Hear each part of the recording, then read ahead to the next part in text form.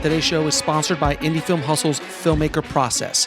We provide filmmakers with professional services to get their films or series funded, finished, and distributed. For more information, go to filmmakerprocess.com.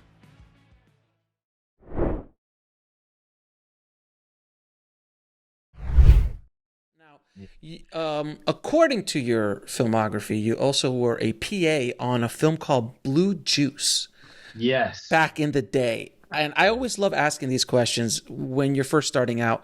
What was the biggest lesson you learned working on that set as a PA? Because I know when I was a PA on my first sets, I learned it was like so much stuff was coming at me. I was learning lessons like by the minute of what not to do specifically, where not to stand, who not to talk to, things like that. What did you pick up?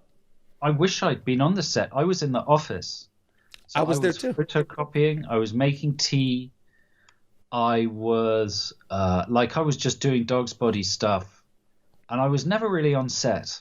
I went to pick up some rushes. I flew to the Canary Islands to pick up some rushes one time. Bought a couple of cans of film with me on the plane. What did I learn? I don't know. It just made me really, really hungry because I felt so close to what I wanted to do, but yet 1,000 miles away. Yes. Like I was holding in my hands all the faxes from the studio bosses, and that was a Miramax movie, a very like an early 90s Miramax movie.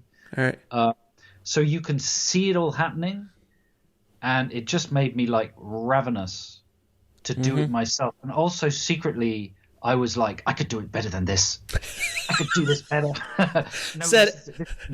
Said every PA ever. Yeah, I know. It's terrible. That like if on my films, like I'm now imagining what's going on in the minds of everybody else on the set. This is a load of old shit. I could do much better than this.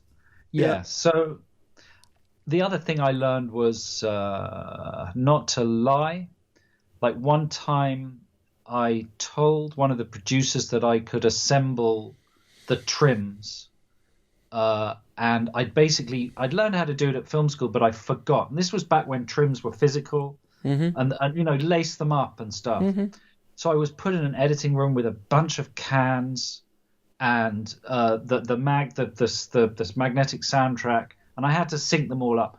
I didn't know what I was doing, and I had a massive anxiety attack, and I had to call up the producer and said, "I'm sorry, I do not know how to do this." So that was a good lesson. That was a fantastic lesson. Because you've got to have a bit of chutzpah, right? You've got to big yourself up and you've got to be confident, but there are limits.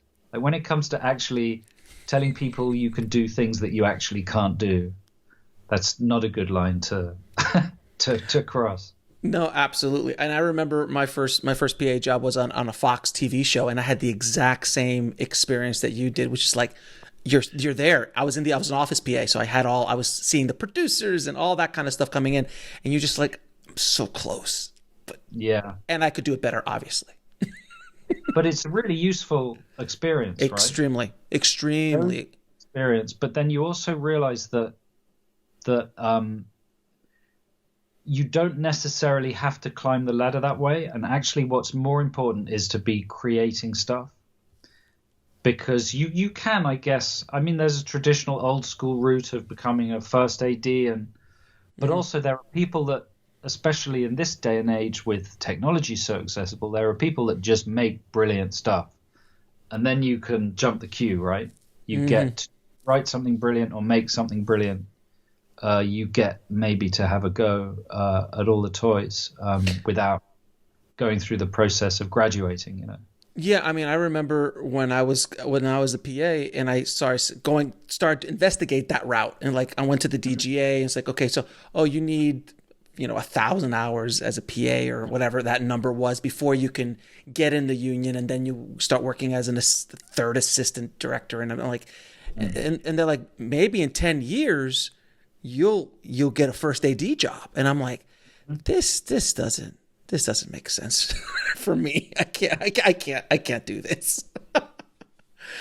But I agree with you. And that was also the time when the technology was not as cheap. This is the mid 90s. So it was still film.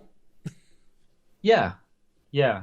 But now I think, if you create something that gets people's attention, there's lots more ways in, I think. Absolutely. To watch the rest of this interview, head over to bulletproofscreenwriting.tv.